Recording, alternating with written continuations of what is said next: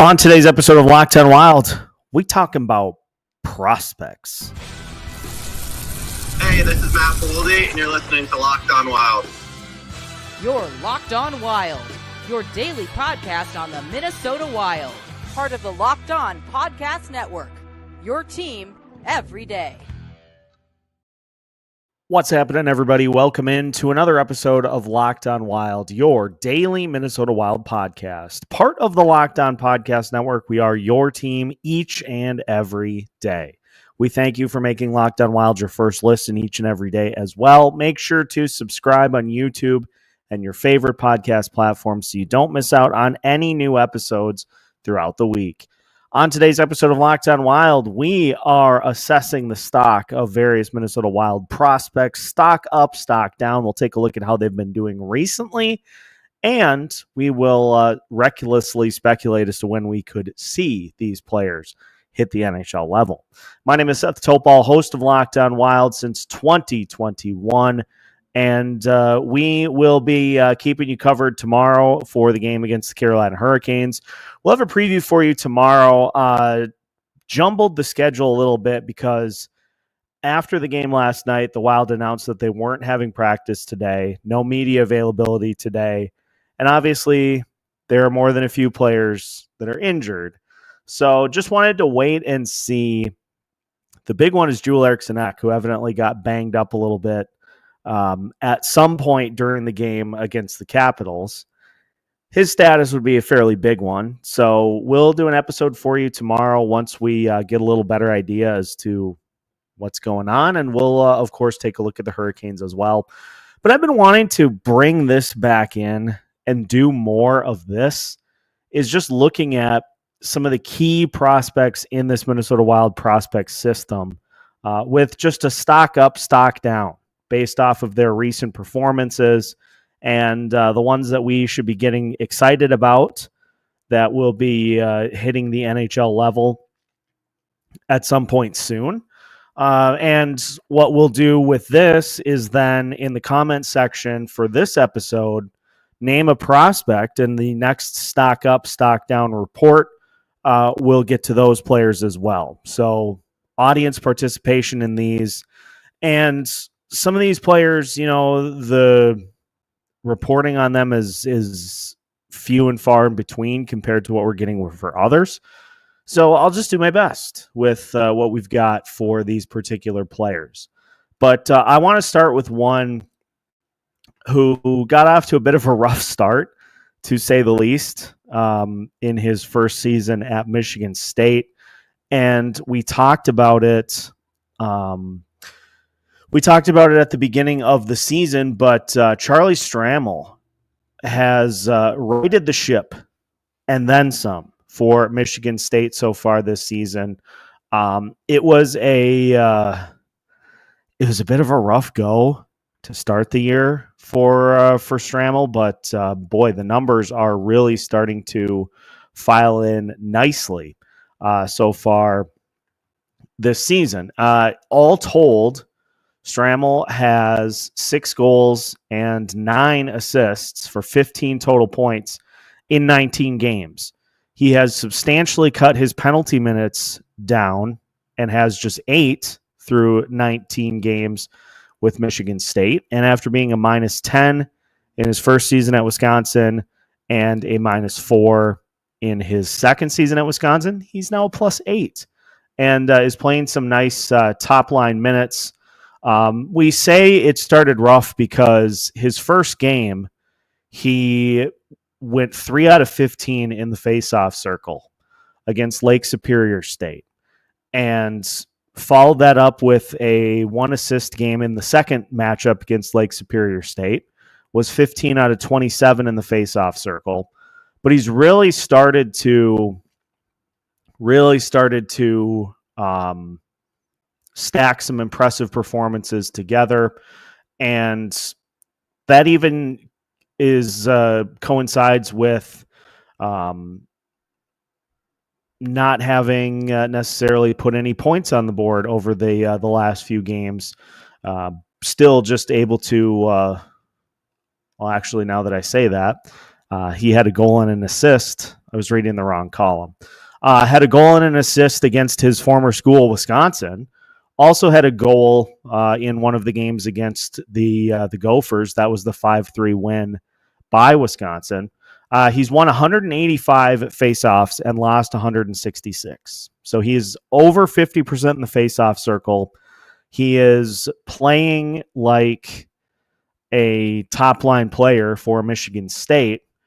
And so first, stock up, stock down. Charlie Stramel stock is up, ladies and gentlemen. He has rebounded and righted the ship. In fact, listen to some of these performances that he's had so far this season. In a game against Canisius, had an assist, but went 13 out of 15 in the faceoff dot. Had a blocked shot as well. In the one of the games against Notre Dame, he scored. He had a goal and an assist in one game, and then in the other game, he went 11 out of 15 in the dot.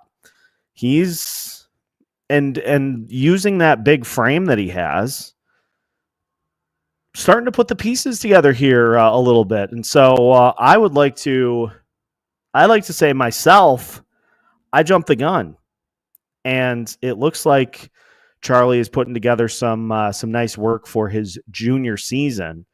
And obviously there's a lot of time to develop, a lot of time between now and when he will get to the NHL level, but we're back in the right direction, folks. We are in a good spot, and things are back on track, I think, with Stramel. So stock up for Charlie, for me, to say the least. Let's move from Stramel to a recent acquisition by the Minnesota Wild, that being David Yiricek. Jiricek has played, all told, 10 games for the Minnesota Wild, the Iowa Wild so far. He's got a goal and an assist. He's got 11 penalty minutes and is a -3 on the season. But I think this was always going to be a long play for the Minnesota Wild in acquiring Yiricek. The Wild defense, as much as it kind of is frustrating based off of some of the personnel, the Wild defense has been good, if not great, basically all season. They've had some rough games here and there, but they have really played well for a large majority of the season. So unless there are just critical injuries, which we're now seeing, we're kind of getting to that point for the Minnesota Wild. Obviously, the news on Jared Spurgeon came back better than we expected. But now with Spurgeon out of the lineup, with Middleton out of the lineup, you're starting to get to that point. But I think the Wild just want Jiricek to focus on his game and to just try to stack good performances together over these next few games. Jiricek did have a stretch from December 20th to the 28th. He was a -2 in 3 out of the 4 games, but now he's been in positive territory the last 2. So I think the big thing that the Wild want is to just see how some of these guys bounce back in situations in which they maybe haven't had the best of games. How do you respond to that without the pressure of like, oh, if he has a bad game, he's not going to not going to get the opportunity to get called up, just by playing their game and by handling the ups and downs of the season and working through things internally. Like, I think that's a huge part of the process in the development of these particular players. So for Jiricek, he had an assist against Rockford on the 31st, and you boil down his penalty minutes too, like the 11 penalty minutes in his season so far. That's not pretty much all of that came in one game. Another game against Rockford. He had 7 penalty minutes in the game on the 27th. So other than that, he's taken 3 penalties. Some of that with Cleveland, but the penalty minutes have been pretty minor so far for his game, which is another good thing as well. So Yiricek's potential to make it to the NHL really I haven't been swayed. I still think he's got a really good chance to get to the NHL level and to be an impact player for this Wild D-Corps at a desperate spot of need for them as a right shot defenseman. And it's just part of the progress and the process and the progression of his game in this new system.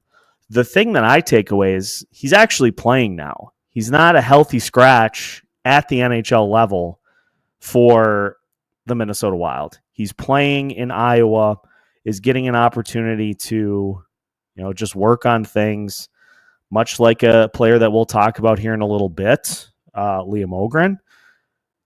He's just getting an opportunity to work and to well-round his game at the AHL level, which is a step above what he was doing in the Blue Jackets organization, which was basically just sitting every night. So I'm holding on Jiricek's stock. I was bullish on it to start. I'm not disappointed by what we've seen from Yiricek so far. I just want to see more of it. So I'm going to just push on the Jiricek stock at this point. But I still think it's going to end up working out pretty darn good. I just want to see more. That's my personal feeling on the whole Yiricek situation. When we come back, we've got plenty of top players to get to, including one prospect that is really taking the World Juniors by storm. We'll talk about that particular prospect, Zeev Buium, and more as we continue today's episode of Locked On Wild after this. Today's episode of Locked On Wild is brought to you by Game Time. Folks, I love going to live events, whether it's sports, music, theater, or comedy. One of my favorite memories was attending the Kenny Chesney concert at US Bank Stadium a couple of years ago. An absolutely rockin' crowd, high energy show, and Game Time was able to help get me the best seats in the house. Now, Game Time has made it even easier to get tickets to your favorite events with their new feature, Game Time Picks. This feature filters out the fluff to show you only incredible deals on great seats, so you don't have to waste time searching through thousands of tickets. Take the guesswork out of buying tickets with Game Time. Download the Game Time app, create an account, and use code LOCKEDONNHL for $20 off your first purchase. Terms apply. Again, create an account and redeem code LOCKEDONNHL for $20 off. Download Game Time today. What time is it? It's game time. Welcome back to today's episode of Locked On Wild. Once again, we thank you for making Locked On Wild your first listen each and every day. Reminder, here's the plan for the weekend. Going to wait and see what's going on with Joel Eriksson-Ek. We'll have an episode for you tomorrow to preview the game against the Hurricanes. We'll have a postcast after the game. On Sunday, we will have our normal noon live show. Denny's got a full agenda ready to rock. So we'll have that for you, and then we'll get you back into kind of the new year swing with schedule posted on Monday. So that's all coming up. And if you're wondering why my voice sounds a little off, I had a sneeze fit right before I hit record that went about 15 sneezes. It's a family thing. When I start, it's almost like the hiccups, except with sneezes. So super annoying, but we battle through it. We're going stock up, stock down for Wild prospects here so far this season. And one player who everybody is super excited to get a chance to see, hopefully at the end of this season, is Zeev Buium. And Zeev so far in 18 games for the University of Denver, he's got 20 points, 4 goals, 16 assists. And on the World Junior team for Team USA, he's got 2 goals, 2 assists in 5 games, and he's a +7. So I think, safe to say, Zeev Buium stock is also up for the Minnesota Wild. And after a fantastic season last year for Denver, going back to Denver to get one final crack at a national title, trying to go back-to-back.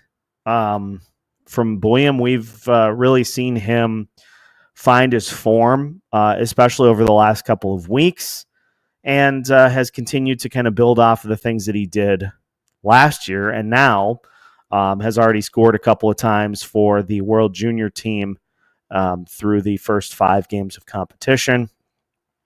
I maintain that I think he is going to be on the Wild roster by the time the season is done. And I know he's just a young kid, 19 years old, but it's looking up. It's looking up for Zeev. I think he has a really promising future ahead of him, and I think another solid season at Denver, another great tournament for the World Juniors. I think that pretty much solidifies it and stamps his ticket to get that ELC, to get that first year burned, and to then be on the team next year, along with a couple of other players that we have talked about here so far.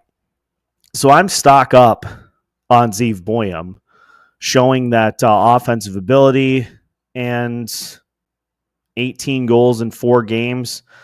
Maybe not at the exact same pace that he was at last year, but you know how goals go, especially for defensemen. Kind of streaky. He could go on a run where he pots a few. The offensive abilities are still there, and it's just a matter of him getting through his season healthy and then getting to Minnesota to help out with where this team is at. So Buium is a stock up for me. Let's talk about the one that I think is going to draw a lot of attention. Jesper Wallstedt. I've had this question asked quite a few times. Are you concerned about Jesper? What do you think about what Jesper has done so far this year? And to be quite honest, I'm not worried about Jesper in the slightest. Jesper, he's dealing with the fact that the Minnesota Wild currently have 2 goalies playing very well. Philip Gustafsson is one of the best goalies in the NHL, and Marc-Andre Fleury has been more than serviceable as his backup. That doesn't leave for a lot of starts unless there are injuries for a guy like Jesper. And Jesper's numbers basically have been inflated by 3. You can take out 1, 2.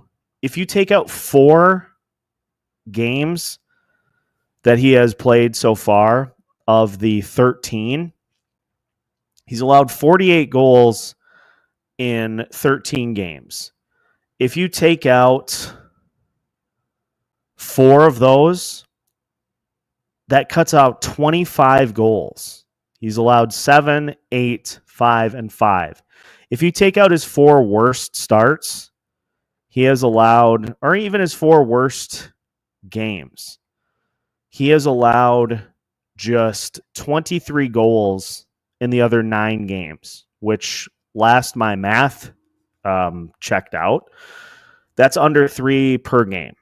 So his numbers it's going to be tough for him to get his numbers into the respectable range. But I look at what he's done, especially recently, and he was with the Minnesota Wild for a couple of weeks. After Philip Gustafsson got hurt, got a couple of starts at the NHL level, he looked, as you would expect young players to look. Looked a little on the timid side, still made some really good saves. I'm not worried about his progression to where we want him to get because he's still very, very young. He was born in 2002, so he's still 23 years old. We know he's going to be on the NHL roster next year. We also know that Philip Gustafsson will be too. So Philip Gustafsson is the perfect security blanket for a young goalie like Jesper, who, if he goes on a run, then you give him a couple of starts in a row. But if he has some stumbles and he needs a minute to just get his head about him, you can go to Philip Gustafsson and say, okay, we're going to have you take Jesper's turn this time. It's the perfect situation to really bring him along at the NHL level. That next year is the development level at the NHL for Jesper, with the hope that by the time the season is done, he is more comfortable and he's able to take the reins. He's gotten a couple of those experiences where you go driving with your parents in a parking lot to practice for your driver's test. He's gotten a few of those in, with the hope then that in 2026, 2027, he can take the reins fully. And the adjustment will be minimal between the two. But if you take out those 4 starts, his numbers are just fine. Save percentage over 90%, his goals against average is under 3. It's like with relievers in baseball. You have 1 or 2 bad outings, you spend the rest of your season trying to get the numbers down. And let's not discount the fact that 2 of those starts that I'm talking about were the first 2 starts of his season after he spent the first week or so on the roster without getting a start at the NHL level. Once that all calmed down, he has started 11 games since those first 2. He's allowed more than 3 goals 4 times. So he's got 7 starts of 3 goals or fewer, 4 starts of more than 3. So the averages are still just fine. It's just going to look a little off because of a couple of those starts really buoying things. But other than that, I think he's done just fine. And no, I'm not worried. Stock, I'm still buying Jesper stock as much as you can get of it, because he's still going to be the real deal once he gets up to the NHL level. We'll finish with a couple more, including a player that Canada decided was not good enough for their World Junior team, which I bet they're regretting by now. And we'll take a look at one player that many think can help the Wild right now. We'll talk about all that as we continue today's episode of Locked on Wild after this. Today's episode of Locked on Wild is brought to you by FanDuel. The NFL playoffs are almost here, but it's not too late to get in on the regular season action with FanDuel, America's #1 sportsbook. Because right now, new customers can finish the season strong with $250 in bonus bets if your first $5 bet wins. FanDuel has so many ways for you to pick up a W, such as which players will score a touchdown and how many points will each team score. If you're keyed in on this weekend's game between the Vikings and the Lions, I would take a generous look at the over, which last I checked was 56.5 for the game, one of the highest of the season between these two teams. I also feel pretty strongly about Justin Jefferson scoring a touchdown, Jordan Addison scoring a touchdown. I'd feel pretty strongly about the Vikings offense, regardless of who you take. So just visit FanDuel.com to join today. That's FanDuel.com for your chance at $250 in bonus bets. Make every moment more with FanDuel, an official sportsbook partner of the NFL. Final segment of today's episode of Locked on Wild. Once again, we thank you for making Locked on Wild your first listen each and every day. Reminder, we'll have an episode for you as well as a postcast tomorrow. So we got the Hurricanes game on lock. Then we'll have our normal Sunday live show with you at noon. Looking forward to that. And then standard episodes for you on Monday and throughout the rest of the week as well. This is the week in 2025. We get everything back on track. Normal episode posting schedule. It's all coming together. It's all coming up green for Locked on Wild. So looking forward to a big 2025 for the show. Let's talk about a couple of other players, stock up, stock down for this episode. And let's talk about Riley Heidt, who was left off of the World Junior roster by Canada again.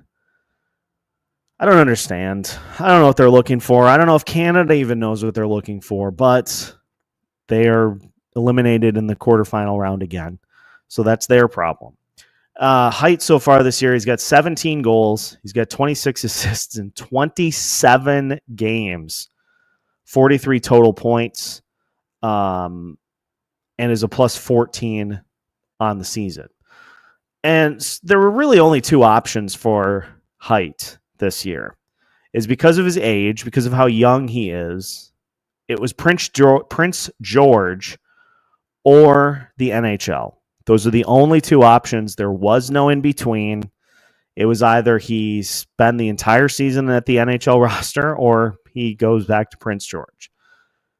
And he just didn't quite look the part in preseason. Got opportunities, just wasn't able to really do anything with them, which tells you that it probably was a little bit too big of a moment for Height. And that's not a knock. That's not a knock on him. He's 19. That's just how this goes. So for Height to go back to Prince George and to continue to put up big numbers through 27 games. So if you double what he has done so far, the assist numbers are going to be down a little bit, but he's still on track for an 80 to 90 point season and over 30 goals, somewhere around 50 assists. Still very strong numbers for Height at Prince George. I think last year was kind of his coming out party because of the line mates that he had. 80 assists in 66 games will do that to you. But I still think Height is a very talented player that's going to play a big role on this team. It wasn't his time. He'll have plenty of time to get acclimated at the NHL level here over the next few seasons. Just wasn't his time right now. And so there's nothing wrong with that. Just go to Prince George, light it up, dominate, and we'll try it again next year. Next year, if it doesn't work out at the NHL level, then he can go to Iowa and can marinate down there. But only two options for Height this year, and he was not ready for the NHL spotlight for this season. So I'm still bullish on Riley Height. I think he's got a good future in front of him, and some much needed goal scoring that can be injected into this Minnesota Wild roster. Speaking of much needed goal scoring, how about Liam Ohgren? He's got 10 goals in 20 games with the Iowa Wild so far this year, 16 total points, and 6 penalty minutes in 20 games. And this is a hot button topic for Minnesota Wild fans because we see what this team is doing and the lack of scoring up until recently, and wonder, well, what's going on? Why is this not? Why is he not getting an opportunity at the NHL level? Well, as we have speculated on the show, I think a large portion of this is having the same process that Marco Rossi did when he got his first look at the NHL level. If you look at Ohgren's stats over the course of his first couple of looks at the NHL level, he did have a goal in his first stint, in that 4-game stint in 2023-2024 when he came over here from Sweden. Through 8 games this year, no points and is a -2. Now, a lot of that was time on the 4th line, which same sort of situation for Marco Rossi, but I think it represents trying not to overload players too much right away. Because all young players come in and they want to make a good impression. I've used this analogy before, and having recently just gone through this again, it makes perfect sense. When you get a new job, you want to make a really good impression, and you go out of your way to make a really good impression because you want to show that you belong. You want to show that you fit in. But it also is a situation where you don't necessarily act your true self per se, because you have to kind of get a feel for where you're at, what you're going up against. And the only way to do that is to more observe than to actually participate. Same thing with NHL players, prospects in their first opportunities at the NHL level. They're taking in information. They are absorbing what is going on around them. But the results just aren't the same. It takes a handful of games for pretty much every NHL player to get acclimated when they first get up to the NHL level. And Ohgren is no exception to that rule. I'm still very bullish on Liam Ohgren. And I'm glad that the Minnesota Wild have been deliberate with his process, just like they were with Marco Rossi. Because look at what it did to Rossi. Going down to the AHL level, working on key things, coming back with an absolute bulldog mentality. New buzz phrase that the Wild have been using over the last few games, junkyard dog. Let's get a little junkyard dog in Liam Ohgren. And when he puts that with his game, his offensive skill set, he's going to be a pain in the rear ends to play against. And he's got a great role model as to how to replicate that sort of game with Joel Eriksson Ek at the NHL level. Could he help the Minnesota Wild right now? Probably. But do I also like the fact that the Wild are not trying to force him into a situation that he may not necessarily be ready for? All these NHL players, all these prospects, it's about trying to make sure as many of them as possible can get to the NHL level and be successful without forcing players to jump in early because you have a particular need right now. It may not be their time. They may not be ready for it. But if you force them in, then it's going to lead to a quick opinion and, this player can't. He can't do what they're asking him to do. He's a bust. So patience is the operative phrase, but I'm still stock up on Liam Ohgren as well heading into this season. So I know I took the easy way out and I went mostly stock up with one hold. If anybody would like other players to be future features on this stock up, stock down prospect edition, just leave them in the comments. No player off limits. If it's a Wild prospect, there's a way to find the information out about them. So hope you enjoyed this episode. And as mentioned, we'll have one for you coming up tomorrow as well. Make sure to hit the like button so you don't miss out on any new episodes throughout the week. Locked On Wild has you covered every Monday through Friday as part of the Locked On Podcast Network.